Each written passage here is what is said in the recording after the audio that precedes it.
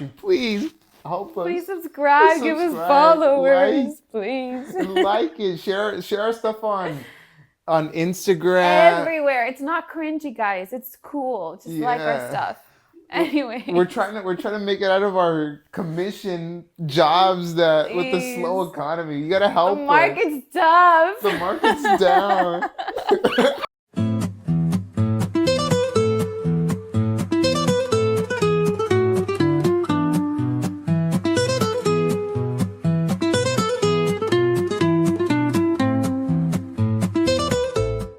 Hi everyone, welcome back to another episode of the Amigis Society. Woo! We're back again for another week. We hope you guys have been having a great week out there. That you guys have been killing it at work. That you guys have been not struggling navigating your 20s. So how has your week been? It has been pretty good because even in the last episodes, Brissa, we've been kind of blabbing, right? We've been just like talking about whatever's on our mind and just giving our perspective on things. Yeah. And in the last one, got a little deep, huh? When we like exposed our insecurities. Yeah, a little bit. We were getting a little bit deep.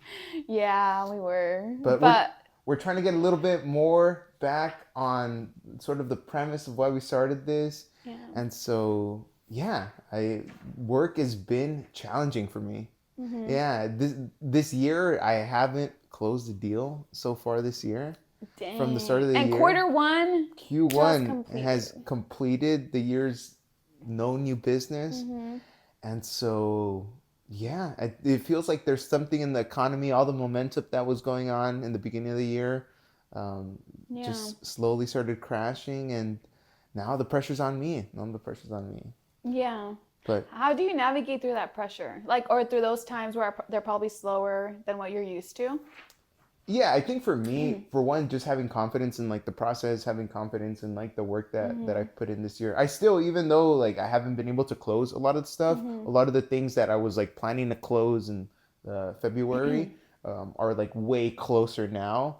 And so to be honest, I'm not really worried at all. But at the end of the day, you're still a salesperson, and so part of your income comes from both the base salary and the commission, the full package compensation.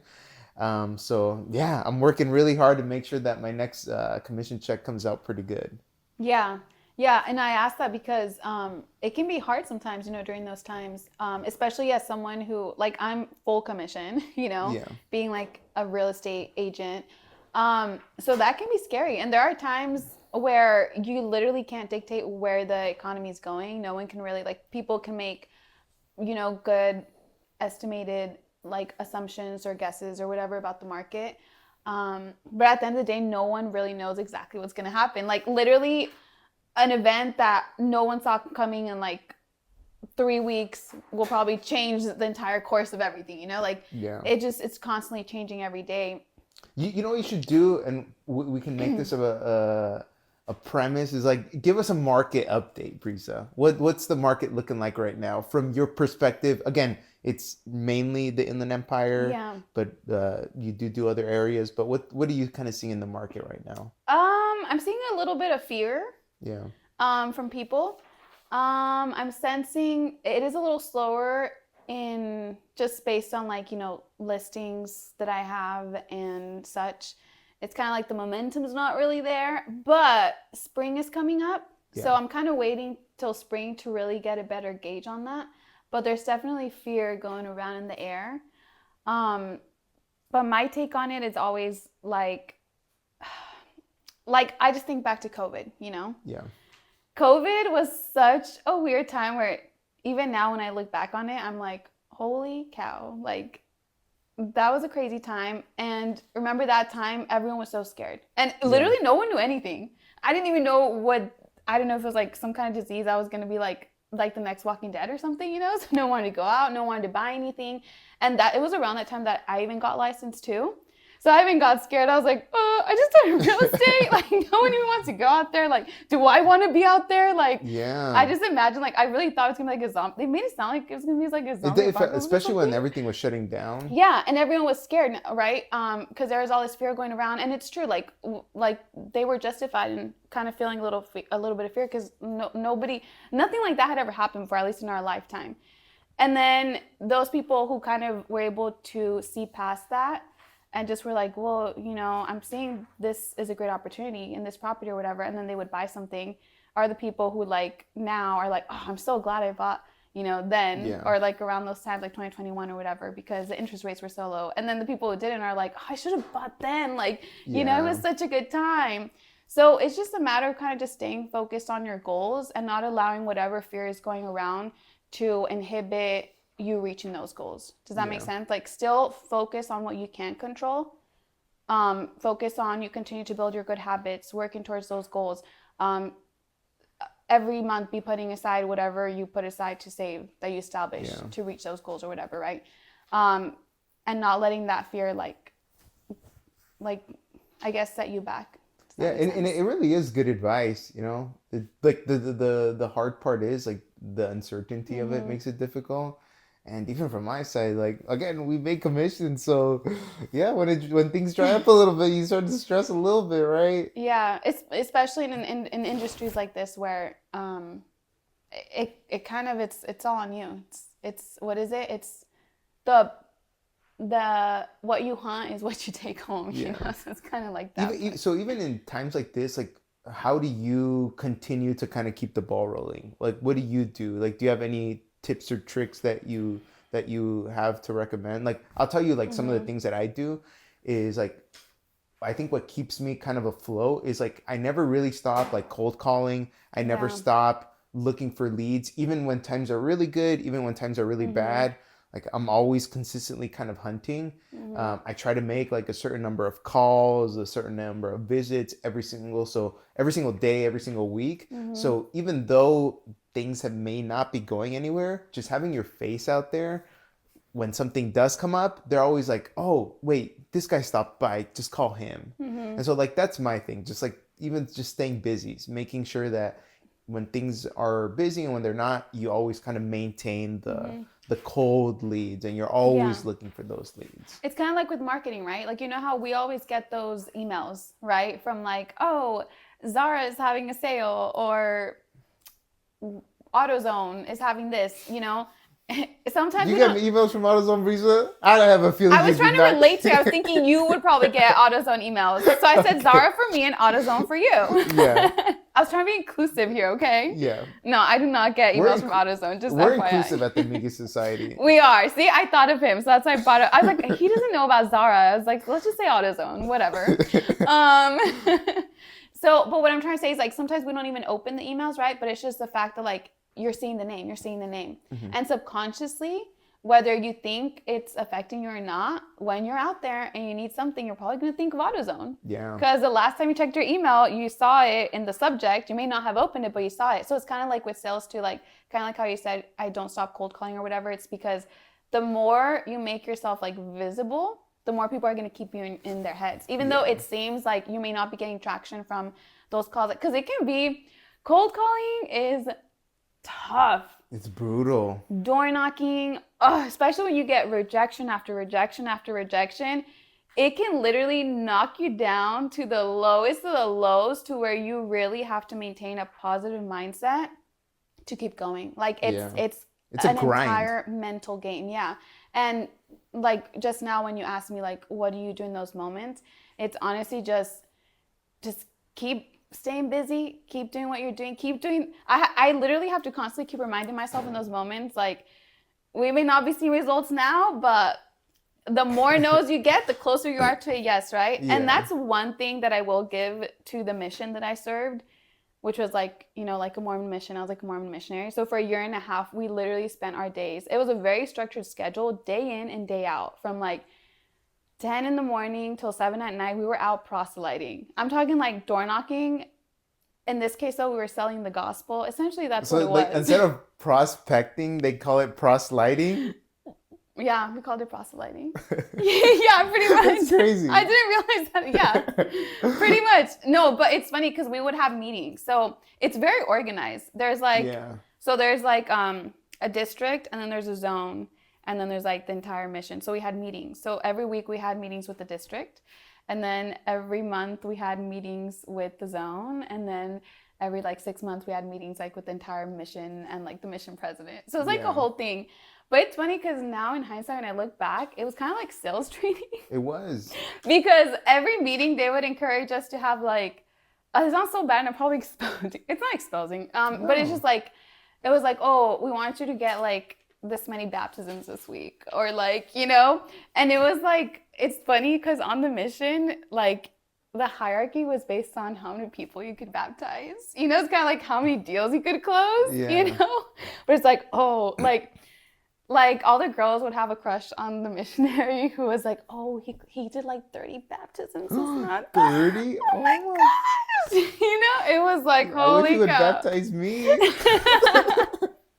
No, we love the Mormons here. We love the Mormons. Yeah, you know, but... And all religions do this. This is not specific to Mormons. Yeah, every single religion has outreach in other countries. Because you did this one in another country, right? Yeah, I did in El Salvador and Belize. No, like it was a good experience because at the same time you are, you know, we're also like engaging in like charitable activities, and like we're helping people build houses, and we were even involved with like community leaders in some instances, in like helping the community and stuff. So you do learn a lot, and you are giving of yourself a lot back to the people in the community, and really getting yourself immersed in the culture. So I did learn a lot. But you know, part of the mission was also like, you know, because that's why we're there, to proselyte, you know. Do you call it a Mormon? Like, is that what the actual name of it? Like a Mormon mission? Double M, MM. Double M. Yeah. Mormon mission? We didn't call it a double M, but that would sound like a cool name. I don't know. I mean, usually in the world you would just call it a mission. But anyway, but when we had the zone meetings, the thing is that when we had the zone the big mission meetings with the mission president, he would always say this. He'd be like, I know it's hard, because it was hard. Like, imagine people like yelling at your face every day, like just like saying the most like worst things ever. It can really break you down. You're like a 19-year-old, 18-year-old, you know, just like out of high school. You're like, what is happening? Like attacking you, yelling at you. And he would always tell us like, it's okay, guys. Remember, because they would always also want us to knock on like certain doors every day. They're like, the more no's you get, the closer you are to a yes. Oh. And so now that always comes back to me whenever like things are hard, because it is true. Like the more no's you get, the closer you are to yes, because that means you're putting yourself out there, you're making yourself visible to everyone. So even though you may not see it, when you look at the bigger picture and you zoom out, you're like, holy cow, I'm getting there. I'm really close. And you just never know how, like, sometimes my dad shares a story where this guy, he buys this property, and he bought it because he was told that in the property, legend says that like there's gold supposedly, that if you just dig in this area, like there's some gold. He's like, oh, I'm gonna buy it super cheap, I'm gonna find the gold. And then he kept digging. He's like, there's no gold here. Like, wait, is your dad a leprechaun? No. No, sorry. Never mind. No. And then he kept digging, and then he couldn't find anything. He's like, you know what? I give up. Like, there's no gold here. Like, whatever. Or it was gas. I don't even know if it was gold or gas, whatever it was, but something like that. They're both worth money. Yeah, it was something that was worth money. And then he's like, I'm not finding whatever. I'm just going to sell it. So he sold the property for like super, like not a large amount. Basically, like he just made enough for what he paid for it and maybe a little more. He's like, I'm done with that. And then he sells it. And then the next guy, he's like, oh, what's this hole for? And then he started like trying to clear out the area. And then the gold was freaking there. He just had to go a little bit more and he was going to reach the gold, you know? So that's kind of the story my dad always tells me whenever I feel very discouraged. He's like, hey, you may not see it now, but like literally you like the gold is probably right around the corner. And if you give up now, you'll never see it. You know, and, so it's and kind of like the little actions. Yeah, and especially with sales, it is like a numbers game. So it is about like putting a lot of like time and energy and like just building up like your reputation almost, because that's essentially what you're selling. Like you're selling yourself and the services that you're providing. But often there's other people that sell the same services, so the differentiator itself is just you. Yeah. But yeah, I mean, it's tough. Like it's tough to stay motivated in those like times. And like I don't know about you, but in ways that I think other people are motivated by money, I'm not. Like I'm not motivated like, oh, I have to work really hard because I want to like make as much money as possible. Like a lot of times I just want to do a good job. Like, are you the same way too, or are you different? I'm definitely motivated by just wanting to provide the best service I can and wanting to also learn as much as I can as I'm doing it, and also being able to catch a lot of flights. Catch a lot of flights? I don't get it. What do you mean? Be able to travel. Oh, okay. So Wait, is that a bad one? Hold on. I just didn't get the context of it at all. I did not get the context out of it. Just You're catch motivated by catching flights?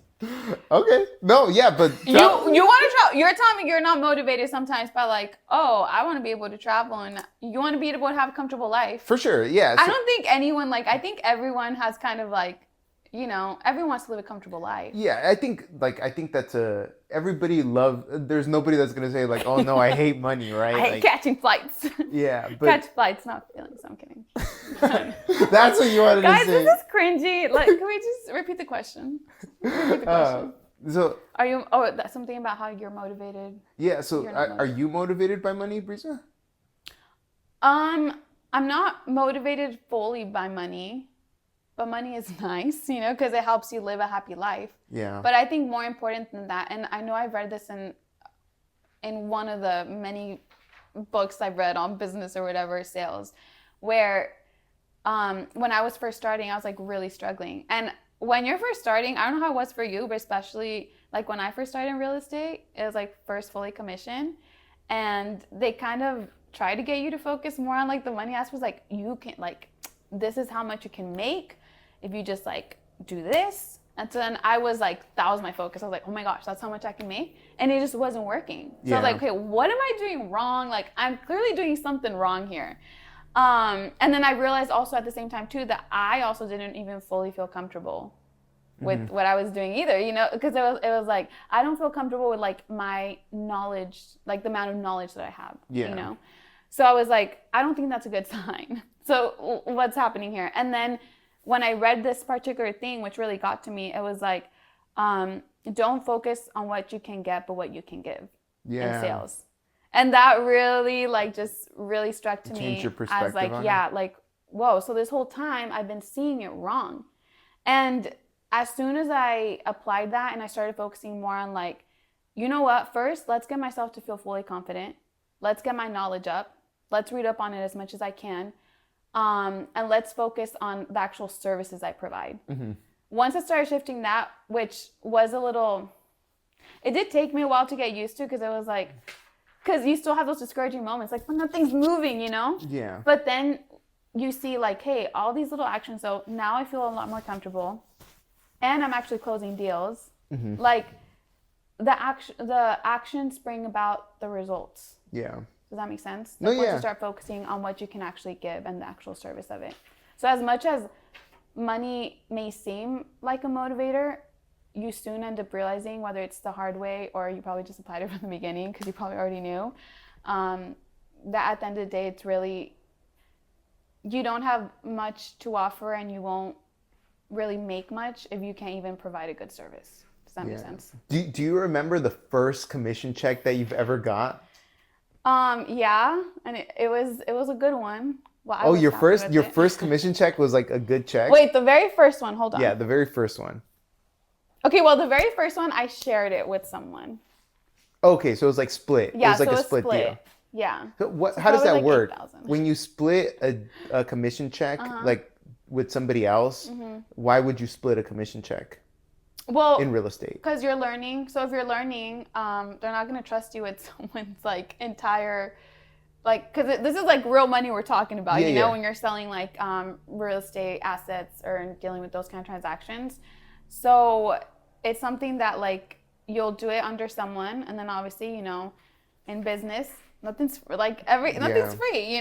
You either pay for a mentor, pay for a trainer, or you split and that you're kind of interning under them. Okay, so in this case, your first one, you were sort of learning from somebody, so you split that commission check with that mentor. Got it. Like, what's the T? How much was it for? Like 8,000 probably. That was the total or your cut? No, it was my cut. And when you saw that, was that like a lot of money to you? Yeah, I thought it was good. Other people try to put it in perspective for me and be like, like people out to real estate, they're like, wait, so how much was the house sold for? And they're like, wait, so how much is the commission? I tell them what the commission typically is. I'm like, wait, so why do you only get that much? And I'm like, I'm happy with it, what's wrong? And then they'd be like, no, but it should be, like people try to kind of bring you down sometimes. But for me, it was good. It was super exciting, right? Because that was like the first check that you... it was better than my $22 an hour. Exactly. Every 2 weeks. My sad little check. Being a dental they didn't even get me my free toothbrush or whatever. Yeah, no, that's great. Like, was it like really motivating and like fulfilling to receive that? Yeah, but I think I mentioned this in a previous episode. I kind of splurged it. I was so bad with it. Yeah, the 8,000, they were gone before it came in. Yeah, I was so bad with it. Yeah, I think my first ever commission check. First ever, not your first big one. Yeah. So my first commission check that I've ever gotten was like something, and it was like a deal that I actually put a ton of work in, and it was like $2,500, and it took up a really, really like. Wait, why? Was that because you shared it with someone? No, and it was like just based on like the deal just wasn't worth a lot of money, but sometimes like the bigger deals in like my world, they take more time because like it's a smaller company and like you get to know the owners more. And wait, so you're saying this was a bigger deal? It was a small deal, but took a ton of time. Oh, so you're saying the small deals take a lot of time? Yeah. So they take more time than the big deals? Sometimes, yeah. Oh. Because like... sometimes that is how it is. Yeah, because like if it's a smaller deal, then especially in my world where it's like a smaller business usually, it means that person, it's like it's a family-owned business. So the owner wants to feel really comfortable with you and wants to like establish rapport. You need to prove to them that you're that person for them, and it just takes a lot of time to do that. And so I remember I got and like this was like I was really excited because it was like my first commission check, and I was like, oh, this is so cool that I'm getting this because it was like on top of my base salary. But like part of me was like, oh my gosh, I put so much money into so much time into this, and like I felt more like fulfilled because it was like proof that I could do the job more than it was like, okay, I deserve this because of the amount of energy that I put in. But it was like very fulfilling because it proved to me that like I was able to successfully do the position that I was like essentially hired for. And sometimes that's way more fulfilling than even the actual money. That's kind of why when I got that amount and people were like, wait, like, that's not even the full. People are haters. Yeah. They're haters. Yeah, huh? I didn't feel bad because it was like, I'm good with it. Like, yeah. I'm proud of myself because you feel yourself learning and you feel yourself growing. And that is it's really nice to be able to feel like, I got this. Like, I can handle this. That's a really nice feeling. So that was first commission checks. Brissa, what's the biggest commission check that you've ever received? That I've ever received? Yeah. Yeah, if you don't want to give us exact numbers, you don't have to like ballpark if you want to. It's up to you. Ballpark? I think it was the 20,000 maybe. 20,000? Yeah. 20,000 on a commission check? That's a crazy amount of money for like most people. Yeah. What was the feeling when you got that one? When you earned that one? It was good. It was definitely really good. I felt rich. Like when it hit your bank account, did you like take a second to turn around and look okay. Well, it was funny because my first reaction was like really split. Like part of me was like, how do I keep my bank account looking like this? Like let's add more zeros to that. But then the other part of me was like, what can I spend it on? The other part of me was like, I can go here, I can go there, I can do this and I can do that, and I can finally buy this, Yeah. So it was so hard because it's like, I like seeing that number in my bank account. Yeah. On top of like what was already there. So I was like, oh my gosh, this looks so good. And you don't want to touch it. But then you look at what you wanted and then you're like, Hawaii, money, shoes, money. Just a little bit. And then you take a little bit like, I'm just going to buy this. I'm just going to buy this.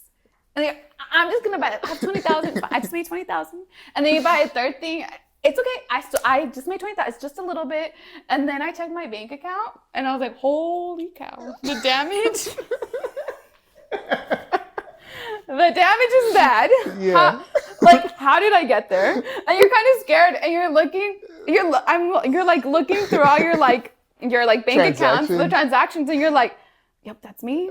That's me. And you try to question a big one. You're like, that's not me. And then you say, oh yeah, I went there. Yeah, that was that. Mm-hmm. And then you're like, dang it. And you can't like, oh, that's a hard one. You're looking through all your bank statements and you're just like, that was me. And you really think something's wrong. It's like, who stole my money? No, like you're like, there's no way. Like you're like, I just bought like 7 things. There's no way. And then it just adds up. I learned a very, very hard lesson. Yeah. I appreciate you sharing that. Yeah. What's your biggest commission check? I feel like yours is a lot bigger than mine. Yeah. He's like 50 grand. It was 50 Did grand. I call it? Yeah, it was 50 grand? Yeah, my biggest commission check was 50 grand. Wait, like that's what you got? Yeah. Well, you got 50 grand? Yeah, literally like that's after the split. I don't get splits. Okay. So like my commission check for that deal that deal plus like my other KPIs was like a check for 50,000. I mean, did it come in as 50,000 after taxes? No, it was like probably half of that when it showed up in my bank account. Yeah. But yeah, like that was my biggest commission check, 50 grand. Okay. So with the base plus commission, they basically take care of, so the tax is already written off for you. Yeah, so But you can still do like your own write-offs on top of that, right? No, I can't. Oh, okay. So that's the difference. Okay, because with pure commission, I think there's probably more flexibility in the write-off space. Yeah, so because I work for a company, and like whereas like you're like a 1099, right? So you're an independent contractor, so that's why you can write off a lot of stuff, and I can't write a lot of stuff. So technically yours is just like a normal like W2. Yeah, exactly. Okay. So I get a W2 at the end of the year. Yeah. But my compensation plan, I do have a base salary, and then I have a compensation like commission structure on top of that. That must be nice in a way, right? Because then even if you don't make a commission, but are they also, do you feel like because they are paying you like to do that, like to do the sales, they're already paying you the base? Do you feel like they're big on like putting the pressure on like, hey, you didn't meet your quota. You didn't meet your quota this week. Yeah. Exactly. Yeah. There has been like plenty of people in my company that have been let go because they haven't met their KPIs. Like easily. Like they're just like. Maybe not easily, but they give them a time frame, and if they don't perform in that time frame, then they let them go. Like luckily, I've been fortunate in that like I've performed and hit every single KPI year after year. So I don't have to worry. I haven't had to worry. He performed and exceeded every single Brissa, I earned that commission check. You heard that here, guys. Applause. I'm kidding. No, really, no. That's really cool. That's really cool, dude. Yeah. So it's not so disingenuous, no, but I really mean it. Yeah, I was being. No, seriously, no. That's really dope. These people are hating on me because they swear that I use words that don't come naturally to me. No, I lost my train of thought. Brissa. I don't know where we were. No, but really, it's because sales is hard, dude. So for you to be able to meet and like exceed the KPIs. Yeah, to be honest, I feel like even your position's like a little bit more challenging because like for one, I have my base salary and like my base salary pays the bills. I don't have to worry any like outside of my base salary. I can pay off like all my bills, like mortgage and everything with that. And then so like the commission for me is like the cherry on top. Like it's money that I'm not necessarily counting on, that I'm not necessarily expecting, but I do get if I perform well on top of it. Whereas like for you, I think it's actually more challenging because like you do have like 100% of your income, like you were saying, is coming from commissions. So that's what makes it a little bit more like on you to perform and even adds more pressure to you in a sense. Well, and everything really is on you because no one's really choosing, like no one's really pushing you, you know, because at the end of the day, if the broker loses you, it's like, okay, I can just find another one. Like it doesn't really directly affect them as much, I guess, if that makes sense. Like as opposed to like if it's a company that's paying a base salary, it's kind of like we have to tell you what to do because this is going to be affecting us directly, you know. Whereas in a brokerage, it's like, well, it's kind of like we recommend this, but it's up to you, you know. It's like you can decide if you want to do this or not. So no one is definitely like telling you what to do, what quote is to me, like, they give pointers, they give guidance, but at the end of the day, it is fully up to you. But why did you become a real estate agent? Yeah, I became a real estate agent because my dad recommended it. And he was like, you know what? I think you'd be really good with this. Like, you're very personable. It's kind of a little bit of everything. There's like, you know, you came from marketing background, so you kind of have to work with marketing. You love having your face out there. You know, you're good. You have like that charisma. You'd be really good at it. And I'm like, yeah, you know what? That does sound pretty cool. Because also it's like an opportunity for me to like, while I'm doing that, it's like I'm working, but I'm also learning about something that I can actually use in my own life, you know? Yeah. So I was like, you know what? Maybe that is a good idea. Have you ever reconsidered? Like, do you ever have those moments where you think about like, oh, is this what I actually want to do? Like, do you think about that often? Have you ever thought about doing something different? Not really, because what I wanted to do growing up, I always told myself I would just be a mom or a writer. So, you know, like, I mean, I don't think those are very lucrative careers. So I really legitimately, like, this was my plan B, dude. Like, this wasn't my plan A. My plan A was be married by 22. I should have 4 kids by now. And I should just be a stay-at-home mom, you know? Until it wasn't happening, and I was like, oh shit, like there's no marriage here, there's no man here. This is a 22 version of you. Yeah, this is like young version of me, guys, okay? I thought very differently. I was raised very Mormon, okay? Yeah. And I had a stay-at-home mom. So to me, that was like, that was my future. And I was like, you're dead set on that. Yeah, like that's more than enough for me. Like that's my happiness. And then it was like, this is so embarrassing to admit, but like I kind of went to Utah. I was like, I'm gonna find my husband there, you know? Yeah. Why is that embarrassing to admit? Because who goes to college to find their husband? Well, that's part of like the Mormon faith that you were like raised into. I mean, I feel like that would be perfectly normal. I guess it was definitely like more common there. But it was kind of just like, yeah, so that was really like my plan A. I really thought I wouldn't have a plan B. I was like, I'm definitely going to be married by 22. And then it didn't happen.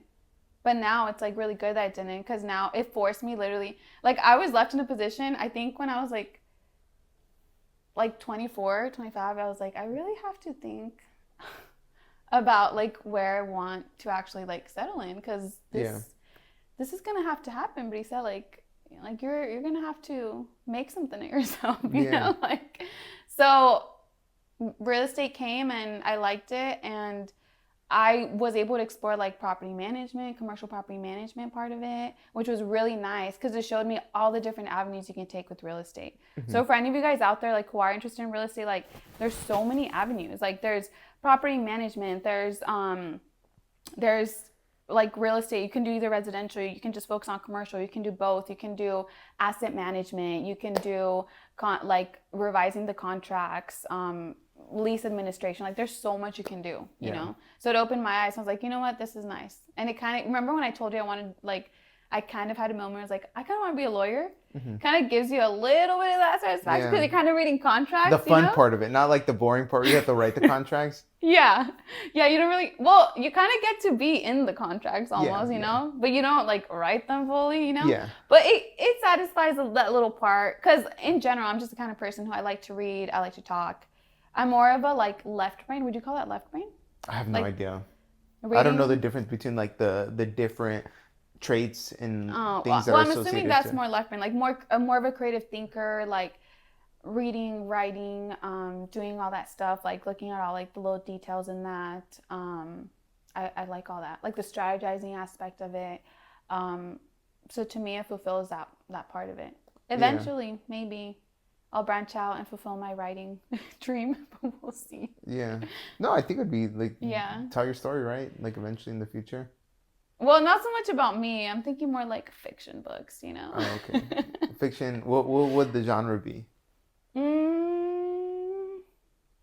It would probably be... I'll let you guys see it when it comes out. Got it. We don't want to blow it up. We don't want to blow it up. Yeah, right now. Don't blow it up, please. Don't blow it up. Well, because you know how they say, like, you don't want to talk about something until it's done? It sounds like, because I've heard you say that a few times, like you don't like to put your goals out there. You don't like to put like the things that you're working on out there too. Like you really want to focus on those before you even talk about them and like speak them into the Well, universe. because talking about it doesn't really do anything. Yeah. Does that make sense? Because sometimes talking about it fulfills a part of you that that tricks you into thinking you're you're kind of like doing what you said you're gonna do just because you're saying it. So then that kind of hinders you like to like actually like no, you gotta actually do it. I don't know if I'm explaining Yeah, it no, correctly. I understand what you're saying. I think part of it though is like when you talk about the things that you like the plans that you have, you also for people around you, it doesn't have to be to everybody, but like the people around you, they get to know you in a different level, Yeah. right? Because they're like, "Oh, I didn't know that that was like some passion that you had. I didn't know that you were passionate enough about this particular thing to have this like huge goal for it." So, I think that's like the contrary. You let people inside a little bit and have them know you on a different level if you That's even true. want that. Yeah, that is an interesting perspective. Yeah, but I don't know. I think maybe that's just the way I was taught. Yeah. My dad always told us, he's like, don't talk, just do it. Yeah. Like, let actions do the talking kind of thing, Yeah. you know? It sounds like your dad gives you like really good tips. Oh yeah, he's like, you know how in movies, you know, like in the Lion King, like the Hmm. little monkey who's like the wise little monkey. I think he's gonna appreciate you calling him a No, monkey. no, but And I've like, seen your no, dad. He not does not look because, like a monkey. no, not because he's a monk. Like, you know what I mean? Like, he's like the wise one. You Okay. know what I'm trying to say? Like, Yeah. to me in my life, that's what he is. Like, he's the one I go to when like I feel discouraged or like I need some like, or if I feel, you know, sometimes you like go question like, should I be feeling like this about this or like, am I doing this right? Even something in business, like, oh, like, am I doing something wrong here? Like, that's the person who my like, he's my what is his name? Rafiki. Yeah. He's my Rafiki. You know, he's the person I go to Oh, that's speak really like cool. That's wisdom. sweet. Well, because I know he's successful in what he does. You know, he's a very successful businessman and he's good at it and he always has the best advice. And like he's not afraid to call me out on like your time is like, honestly, you're being lazy. Or like you're just not putting in the work. You just don't want it. You don't want it bad enough. Like Yeah. he'll tell it to me how it is. Yeah. You know, like he's not gonna sugarcoat it. He's gonna be like this is what it is. Hmm. Like you got to do this and you got to do that, and that's the only way. Is your dad also like the type of person? Because like I was talking about this with one of my cousins that anytime you talk to him, like even if it's like somebody like a friend or something, like he just starts mentoring. Like your dad has that like innate sort of personality to like just mentor whoever he's talking to in a way. Yeah. Like he wants to pass his wisdom down because like he really wants to help him in a lot of ways. Yeah, and like he almost gets frustrated when people don't get it. Like They he don't gets so listen to frustrated. him. He's like, I don't get it. So easy. Like you just have Yeah. to do this. Is that how your cousin is? No, so is my uncle. My Your uncle. uncle's like Yeah, that? yeah. So the kid, because he tells you things like, oh, I'm so interested to learn about. Like, he's the type of guy that wants to, like, he likes to talk about the purpose of life, Yeah. about happiness, like what is true happiness. Like, I've had like deep conversations with my uncle about like why you have to do things in your life to make it meaningful. And my uncle is also like very successful too. And so, I mean, we've been at like parties and you like I'm on my way to use the restroom and then we'll talk for like literally an hour about like why we should focus on being nicer people to the people around Yeah. us. And he literally tries to mentor like no, you gotta work hard, you gotta work hard. No one's gonna hand anything ever to you. And so you gotta put that work in all the time. Like you always feel inspired after a conversation with him, Yeah. right? You're like, oh my gosh, I'm so motivated. Like I'm ready to go. Is it fair to say then that like your dad is your mentor? Or like I who? would say so. I've had really good Hmm. mentors throughout my life for sure. One of them being like my older sister is one of them. You Hmm. know, she was a whole like college, like navigating me through college and like high school, and because you know you see your older sibling and she's so good, she's like straight A, like super smart, so you look up to them, and then my dad, of course, and then even like my boss at the property management company, like oh my gosh, like the way he mentored, like he would literally stay there and explain to me something until like I got it. Yeah. It's something you're very appreciative of, you know, because like the older you get and the more you get, like you start realizing how like work gets really busy and you Hmm. like time really is money. So for someone who takes time out of their day to like be able to share their wisdom with you and what they have learned is really invaluable. So if Yeah. anyone is ever giving you that, like take it and like be grateful for it. Yeah, just be like appreciative of like people like trying to essentially like give you advice when they really don't have to, right? Because they're doing it because they want to help you rather than like they have nothing to gain from it almost, right? Yeah. Like it's like a very like to help sort of mentality. Okay, so your uncle is one of your mentors. Who else? For one, I don't necessarily like, not that I don't see him as a like a mentor, like I Yeah. do. I just like I'm not around him enough to call him that. I think like my in a lot of ways like very similar to you. Like my mentors, like my dad's my mentor, my mom, like not in from like a business perspective, but like from like a hard work ethic. Mm-hmm. Like my dad even now, he works every single day all day essentially, and he has like a very labor intensive job, and it's like really like motivating and like Mm-hmm. inspirational to see somebody who's like a little bit older now working as hard as they do. And like I take that and like, dang, that's crazy that you're able to do that. Like the work ethic that you have, Mm-hmm. like I'll never have that. Like No, really. I'm just like, I'm way lazier, and it's because like I've had the privilege of like growing up here and not having to come from like Mm-hmm. another country and like grind from nothing to like having something. And then like this the same way I also admire like my brother and my sister too, you know, in like their own like unique ways. Like the like my sister's like a very like real person, and she has Mm-hmm. like a very like caring personality. And like for me that's like it's not something that I like, it's like something that I wish I had more of. Mm-hmm. And like you talk to her and she just makes you feel like so included, like she makes you feel like you're the center of attention and Mm-hmm. stuff.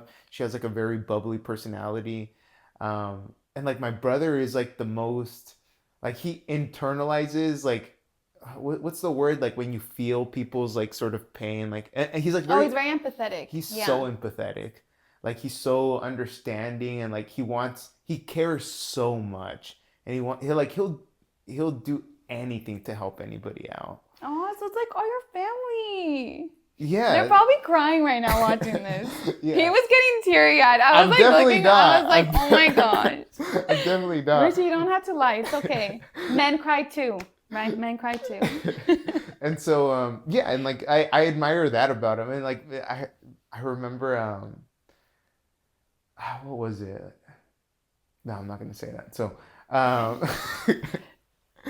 but yeah, like because I was thinking about that last time, and like who are my mentors? And like a lot of times like I felt like I had to have like this business mongol Mm-hmm. to be the person that like mentored me. But and then I like realized like a lot of the traits that I like find that I really like in people are in like people around me, and they don't have to have their own business. Like they just have like good traits that like I want to replicate in my everyday life. Even just hard work ethic, which Yeah. is hard to come by, Yeah. especially in our generation where everything is so, it's all about how we spoke in our last episode, instant gratification, Hmm. right?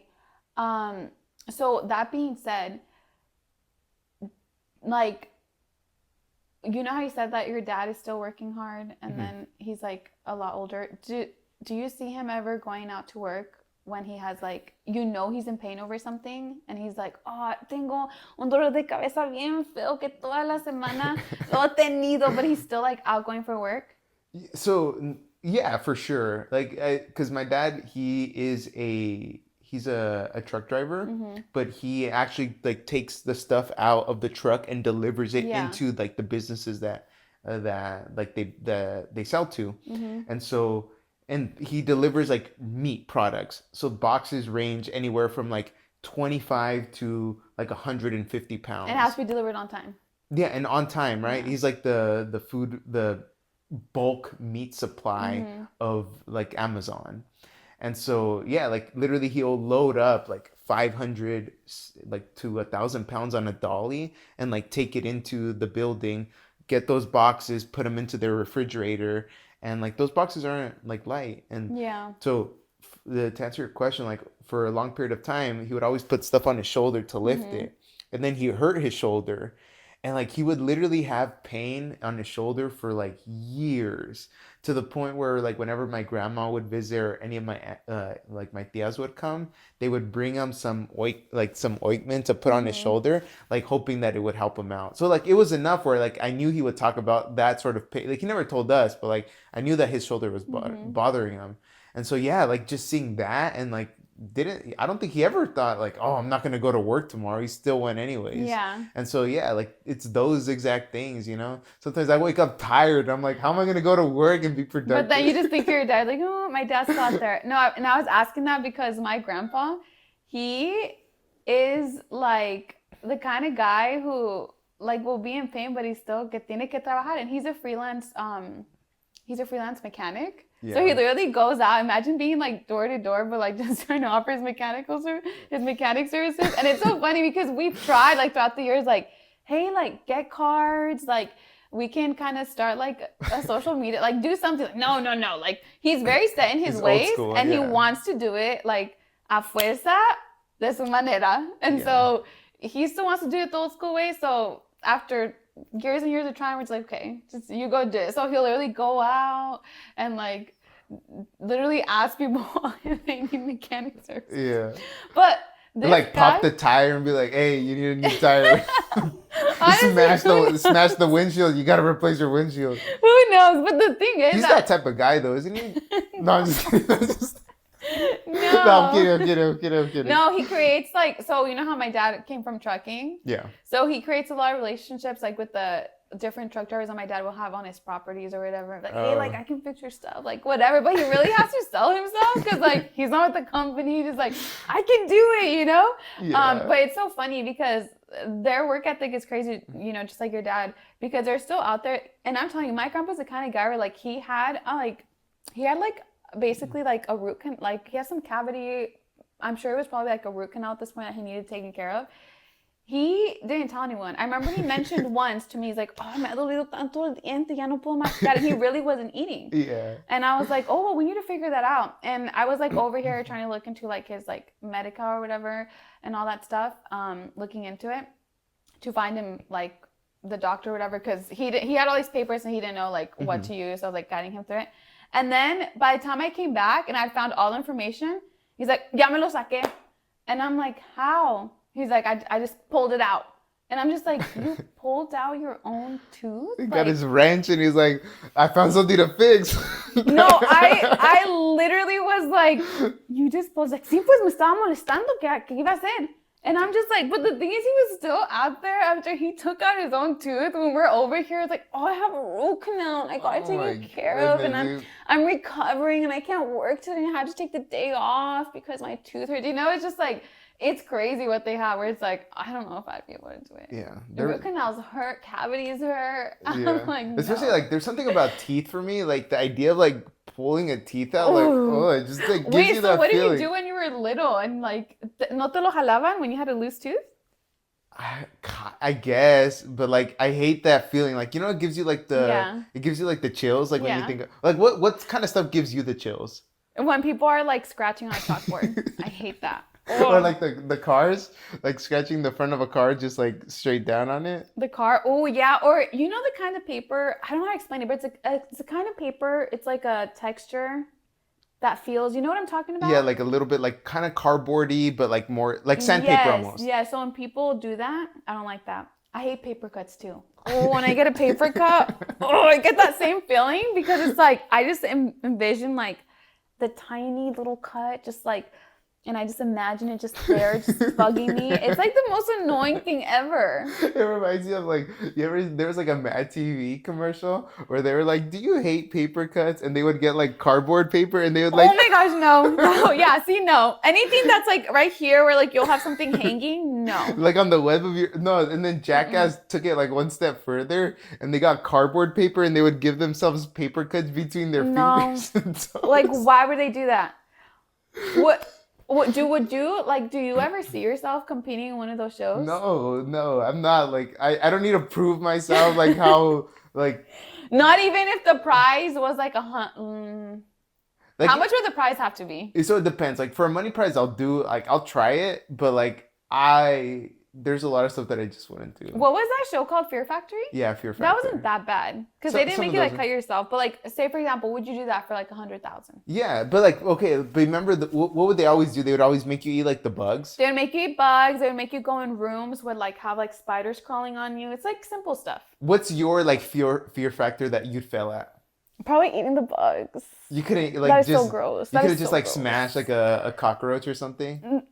Especially not a cockroach. Oh, that is so gross. You wanna know something crazy? Go. When I was on the mission, You ate cockroaches? no. Oh. This is so gross. When I was on the mission, we like lived in different places. They like transferred us every 3 months, right? So you are always constantly taking your luggage. And I was packing up my luggage, and I remember I was being rushed because like, you guys have to be out now. And then I was like, okay, I just threw everything in, and I had left it open overnight. Mm-hmm. And then that morning I wake up and I'm like, let's just close it up and let's get ready to go. When I get to my new place and I open it, there's all these cockroaches coming out of my bag. Oh my goodness.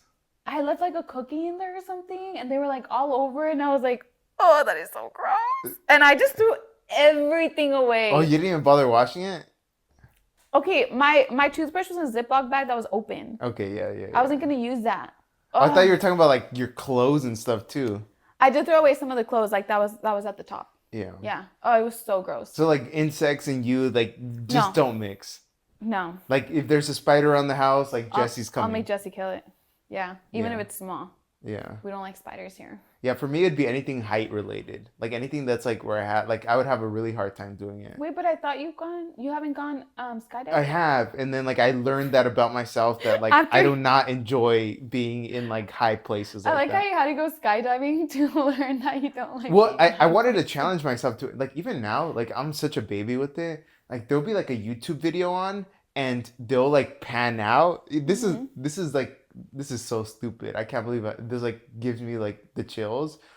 But like sometimes when there's like a YouTube video and they pan out and they keep panning and then it like pans out to the earth. You freak out? I'm like, oh my god, you freak out yourself. And it's like the globe and I'm like, oh, that's so high. And I have to like look away. You went skydiving. Yeah, I was trying to face my fears. And it didn't work out. I didn't have to go skydiving to find out how to. I'm scared of heights too, but I didn't have to go to that extreme. I found out when I went on a diving board, and I was like, oh, and it wasn't even that high, and I was like, this is a little high. And I was like kind of scared to jump in. Yeah. That's when I knew I was scared of heights. Yeah, but that's another episode for us. Guys, thanks so much for watching. Please help us. Please subscribe. Give us followers. Please. Like it. Share our stuff on Instagram. Everywhere. It's not cringy, guys. It's cool. Just like our stuff. Anyway. We're trying to make it out of our commission jobs that with the slow economy. You gotta help us. The market's tough. The market's down. Anyways, with that being said, guys, we hope you guys have a great weekend. We'll see you next time. Yeah, kill it, guys. Help us. I'm kidding. Okay. Then. Bye. Bye.